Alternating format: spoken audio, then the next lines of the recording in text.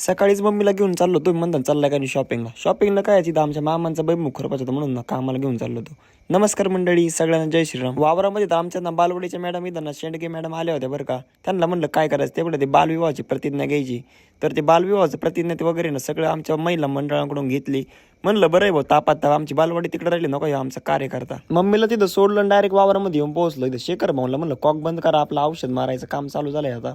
औषध वगैरे मारलं आणि इकडे दाजींचा कांदा पण आहे ना आज इंड झालाय बरं का कटिंग करून.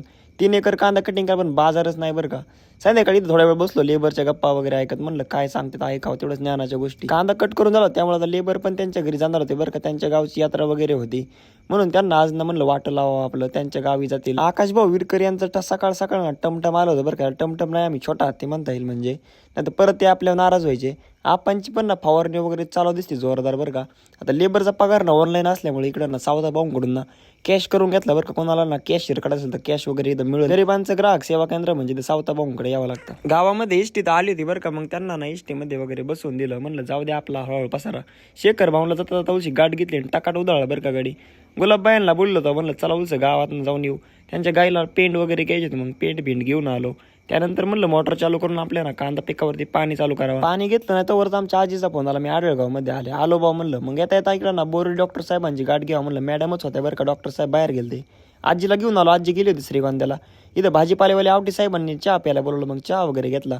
आमच्या अण्णांचं बैमुख रुपयाचं काम चालू आहे ना आपल्याला आपली कामं होते पण उलची गाठ घेऊन यावं म्हणलं. मम्मी पण होती.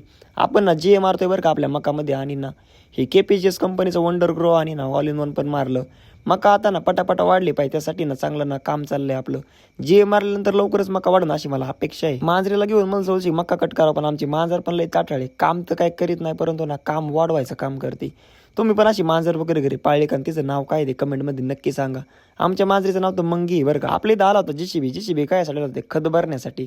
लय दिवस झालं वर्ष झालं गाय आणली ते खत मारणं माझं साठलं होतं. जवळजवळ आहे ना 2 टेलर आपल्या जवळ खत निघालं. आता बरेच दिवस नव्हतं भरलं त्यामुळे साठलं होतं. बोके साहेबांचा पण ट्रॅक्टर ना लय डेंजर आहे बरं का. 1855च्या काळातील पप्पांनी सगळं खत बीत वगैरे भरून घेतलं बरं का. म्हणले बकेटमध्ये येत नाही तर आपण ना खोऱ्याने भरू म्हणलं. बरं आहे बाबा आपलं भरून घ्या म्हणलं. संध्याकाळी पण आपल्या ट्रॅक्टरला आलं भाडं मग आपण काय भाडं सुटीत असतो का लगेच नाही. भावकीचे भाडं होतं म्हणलं जावंच लागतंय. शिवम भाऊ इथं थांबले होते रस्त्याची देखरेख करत होते. इकडे आमच्या रामात ते पण आले होते.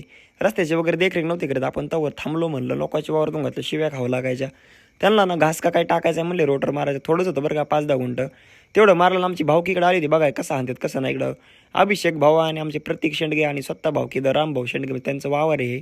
रोटर वगैरे मारलं त्यानंतर आमच्या ना दीपादादांची पण रोटर मारलं त्यांच्या गिन्नी गावतामध्ये. आपले कामं तर चालू झाले. तुम्ही थोडं लाईक आणि फॉलो करा विसरू नका. भेटू आता उद्या.